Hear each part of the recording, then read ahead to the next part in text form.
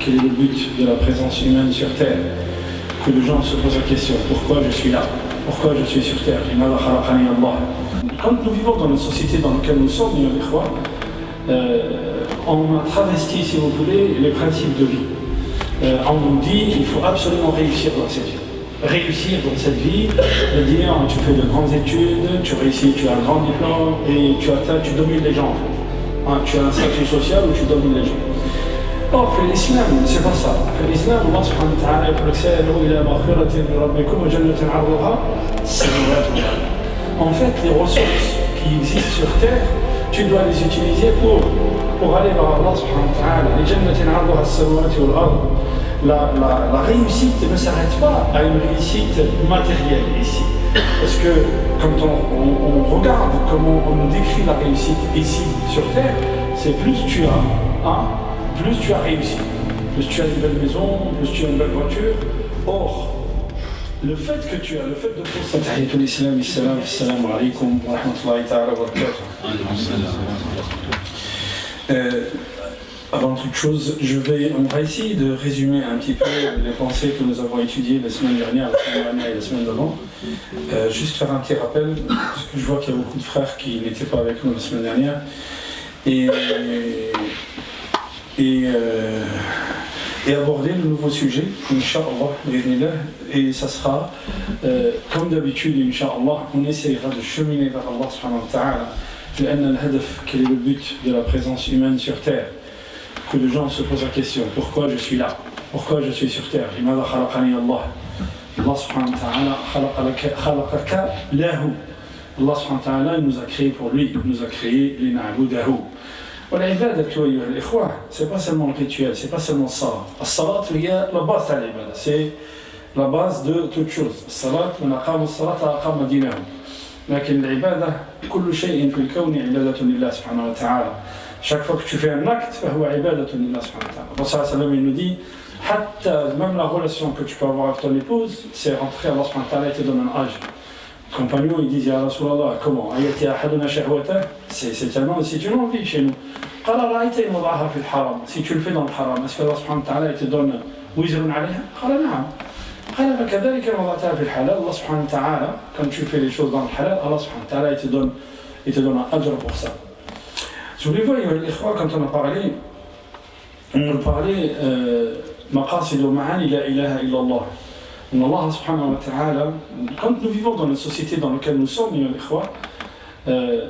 on a travesti, si vous voulez, les principes de vie. On vous dit il faut absolument réussir dans cette vie. Réussir dans cette vie veut dire tu fais de grandes études, tu réussis, tu as un grand diplôme et tu domines les gens en fait. Tu as un statut social où tu domines les gens. Or, في الإسلام c'est pas ça. في الإسلام Allah subhanahu wa ta'ala يقول لك سارعوا إلى مغفرة من ربكم وجنة عرضها السماوات والأرض. En fait, les ressources qui existent sur terre, tu dois les utiliser pour aller vers Allah subhanahu wa ta'ala. لجنة عرضها السماوات والأرض. La réussite ne s'arrête pas à une réussite matérielle ici. Parce que quand on regarde comment on nous décrit la réussite ici sur terre, c'est plus tu as réussi. Plus tu as une belle maison, plus tu as une belle voiture. Or, le fait que tu as, le fait de posséder, tu deviens esclave de cette possession-là. Regardez, les gens, plus ils ont de grandes demeures, plus ils mettent des caméras, plus ils mettent des gardes dessus, plus...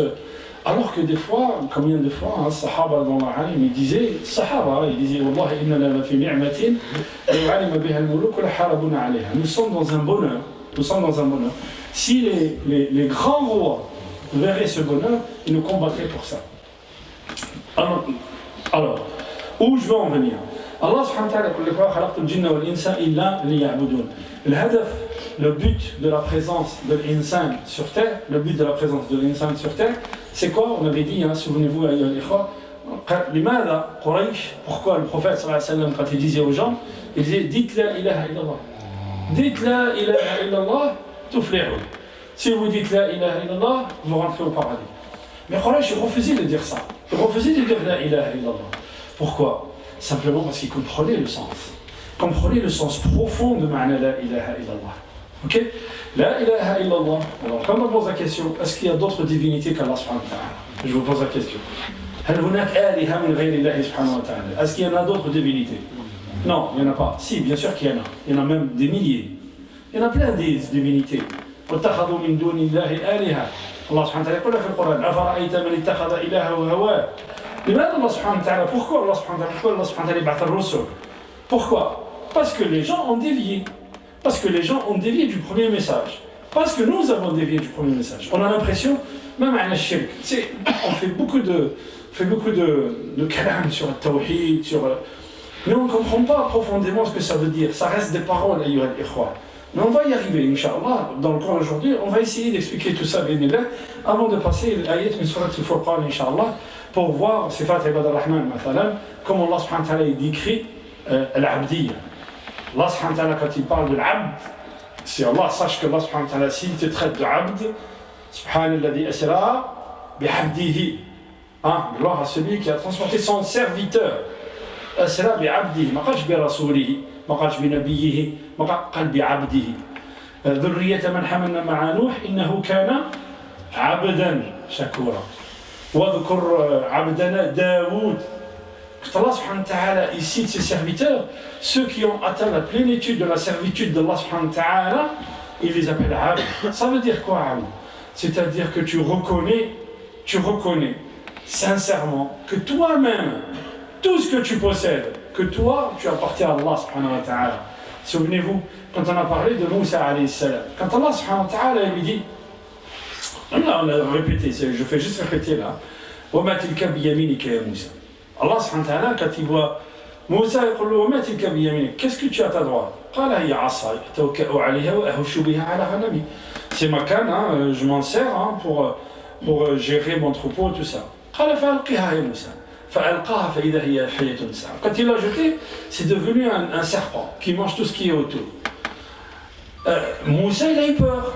Allah subhanahu wa ta'ala, non, reprends-la.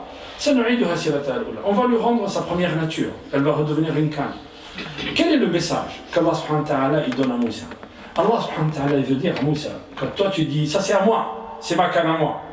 Allah subhanahu wa ta'ala dit ça, rien ne t'appartient. Pourquoi? Allah subhanahu wa ta'ala avec un ordre il a rendu serpent. Même quand tu prends une canne que tu as taillée à ta taille, ça ne t'appartient pas. Le corps que tu as, ça ne t'appartient pas. Regarde, tu vis tous les jours et tu vois que tu vis, mais tu ne peux pas revenir en arrière. Le corps que tu as, ça ne t'appartient pas, ça appartient à Allah subhanahu wa ta'ala. Donc tout ce que tu possèdes, ça appartient à Allah. Quand tu comprends ça, quand tu comprends que tout ce que tu possèdes, que Allah subhanahu wa ta'ala, c'est lui qui te donne, c'est lui qui peut t'enlever, c'est lui qui t'a ramené sur terre et c'est lui qui te reprend à lui. Quand tu comprends ça, tu es apaisé. Pourquoi? Tu sais que Allah subhanahu wa ta'ala, pourquoi Allah subhanahu wa ta'ala t'a créé, tu sais quel est le but de ta vie, et donc ce qui peut t'arriver, c'est qu'Allah subhanahu wa ta'ala, quelque part, il a voulu. Donc tu t'apaises. Tu ne deviens pas fou parce que tu as perdu ton travail. Non. Ils nous ont travesti toutes les idées qui arrivent. C'est pour ça que nous, on n'arrive pas à réfléchir convenablement. Vous voyez, est-ce que je dois faire un Jumu'ah, j'ai peur de mon patron, la ilaha illallah. Tu dois faire un Jumu'ah, je dois faire ça, là, tu as peur de ton patron. Tu as peur de qui? Ton patron, c'est pas un homme, c'est pas un être humain comme les autres, c'est ton patron qui te donne à manger. C'est pas ton patron qui te donne à manger, c'est Allah qui te donne à manger. Ton patron, c'est sabab. Souvenez-vous, je vous ai dit pourquoi je ne disais pas la ilaha illallah. Et là, quand on a étudié la ilaha illallah, on a dit que la ilaha illallah, elle avait cette condition. Elle avait cette condition, il faut comprendre ce que ça veut dire la ilaha illallah. Cette condition pour que tu accomplisses réellement ce que dit Allah subhanahu wa ta'ala, qu'est-ce qu'il y a derrière la ilaha illallah. Et on avait dit, taqtadi la ilaha illallah, hiya nafyun wa ithbat. Donc c'est une négation, la ilaha, et l'ithbat, c'est une affirmation, donc tu annules tout ce qui est divinité autre qu'Allah subhanahu wa ta'ala. C'est ça ce que ça veut dire. Donc, la a'budu ou l'aliha, yani la ma'buda. Tafsiruha, la ma'buda bihaqqin illa Allah subhanahu wa ta'ala. Je n'adore en vérité et réellement, véridiquement, qui? Allah subhanahu wa ta'ala. On arrive. قلنا مقتضاها سبعة. وجلهما, si vous vous souvenez, العلم والصدق واليقين والقبول زد الانقياد بارك الله فيك زد السادسة الإخلاص زد والمحبة 7 ok العلم on avait dit il faut que tu comprennes qu'est-ce que ça veut dire الصدق il faut que tu sois véridique avec Allah subhanahu wa ta'ala ok الانقياد ou القبول l'acceptation On va y arriver. Hein. Al-inqiyad, la soumission. Ok. Al-ikhlasu, la sincérité. Hein. Al-yaqin, la certitude. Wal-mahabba. Et on arrive al-mahabba في الأخير إن شاء الله. قال العلماء ما معنى الألهو في اللغة العربية؟ يقول العرب je ne fais que réviser les frères, tout ça on l'a vu déjà. قال العرب تقول العرب أله الفصيل معناه لما يأله الفصيل quand on prend le petit de la chamelle et on le sépare de sa mère pour que quand on lui coupe le lait et pour lui couper le lait on envoie la chamelle très loin de son petit. Et le petit commence à émettre des sons, il commence à pleurer. Et quand je dis pleurer, pleurer comme un être humain. فتقول العرب أله الفصيل. الفصيل c'est le petit de la chamelle. الأله إذا الأله هو الحب الشديد ولا الحزن الشديد ولا الشوق الشديد ولا آلهة المرأة. Quand une femme elle perd son mari ou son mari c'est loin d'elle. تقول العرب يعني آلهة المرأة ولا آلهة الفصيل.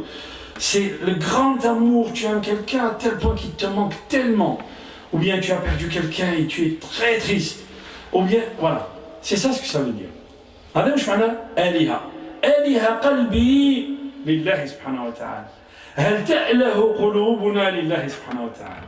Est-ce que nous réellement, on est en manque d'Allah subhanahu wa ta'ala que dès que tu sors de la mosquée, سبعة يظلهم الله في ظله يوم لا ظل إلا ظله. Cette personne, qu'Allah subhanahu wa ta'ala, il va mettre sous son ombre le jour où il n'y aura pas d'ombre, le jour du jugement. Et parmi les 7, il y en a quoi? Il y en a un qui quelqu'un dont le cœur est attaché à la mosquée. Pourquoi il est attaché à la mosquée? Parce qu'il est tellement dans une sérénité, que dès qu'il sort, il veut revenir. Dès qu'il rentre dans une mosquée, il s'apaise. Est-ce que mon cœur, il est réellement vers Allah subhanahu wa ta'ala? Chacun de nous, il se pose la question, je vous dis toujours, je rencontre des frères à Marseille, ils me disent nous avons gagné, et nous sommes classés 4e, et Nice ils sont passés devant nous. Nous. Il dit nous, lui il joue pas, lui il habite au quartier nord là-bas, et les pauvres ils touchent leur ami, mais il dit nous. Vous voyez? Donc son cœur il est avec l'OM, vous voyez? Son cœur complètement, il est avec son équipe. Vous voyez? Donc est-ce que nous, quand on parle d'Allah subhanahu wa ta'ala, ou quand nous dit hayya ala salat, est-ce qu'il y a lahu qalbuna? Quand Aïcha taqul, كان رسول الله صلى الله عليه وسلم يحدثنا ونحدثه ويكلمنا ونكلمه فإذا حضرت الصلاة فكأنه لا يعرفنا ولا نعرفه. Le prophète صلى الله عليه وسلم il discutait, il parlait, il rigolait avec ses épouses, avec sa famille. Mais quand arrive la salat, comme s'il ne nous connaissait jamais, il ne nous a jamais connus.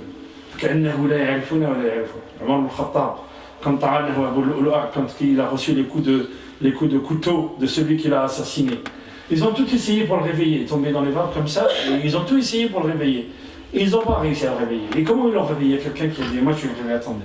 Il le prend, il le secoue, il dit, salat ya amir al-mu'minin. C'est l'heure de la prière. Faqam. Subhanallah. Regardez. Aliha qalbuhu lillah. Aliha qalbuhu lillah. Regardez. Son cœur, on vous dit que l'imam Malik, le roi, il n'osait pas adresser la parole à l'imam Malik. Le roi, l'amir al-mu'minin, le khalifa, il n'osait pas adresser la parole à l'imam Malik. Les haïbati. Quand il donnait le cours, tout le monde se taisait. Tout le monde se taisait quand il donnait le cours. Alaykoum salam wa rahmatullah. Tout le monde. Pourquoi?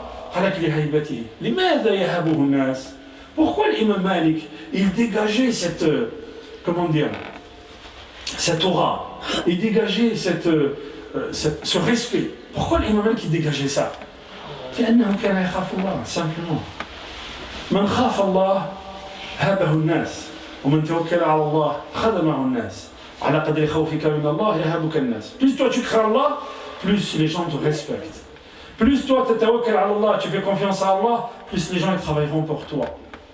وعلى قدر حبك لله et plus toi tu aimes Allah, plus Allah subhanahu wa ta'ala يجعل لك القبول في الأرض et les gens ils t'aiment.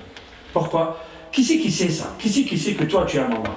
Est-ce qu'on sait que tu aimes Allah parce que tu as un abaya ou un chapeau sur ta tête? Ou parce que tu as une belle barbe? Non. Qui c'est qui sait? C'est Allah subhanahu wa ta'ala. لماذا؟ من الذي يطلع على القلوب؟ Allah subhanahu wa ta'ala. Et qu'est-ce qu'on a dit la semaine dernière? On a dit que Allah subhanahu wa ta'ala يأمرنا بالتذكر التدبر في القرآن. Pourquoi Allah subhanahu wa ta'ala يقول لك أفلا يتدبرون القرآن? Méditez le Coran. Pourquoi Allah subhanahu wa ta'ala nous parle de ça? Méditez le Coran. Et on a dit que في القرآن كلمة كون لا توجد. الكون لا يوجد في القرآن. Pourquoi? Le mot univers n'existe pas dans le Coran. Parce que le mot kawn, hein, dans l'oral arabia, il y a quelque chose daté derrière. C'est le kawn ou kawwana, tabi'a. Allah subhanahu wa ta'ala, quand il nous demande de méditer le Coran, il nous demande de regarder quoi? La création. La création. Inna fi khalqis samawati wal ardi wa ikhtilafil layli wan nahari la ayatin li ulil albab. Ceux qui sont doués d'intelligence. Si nous sommes doués d'intelligence, comme a dit l'imam al-Ghazali, قال لله كتابه. Allah subhanahu wa ta'ala est descendu deux livres.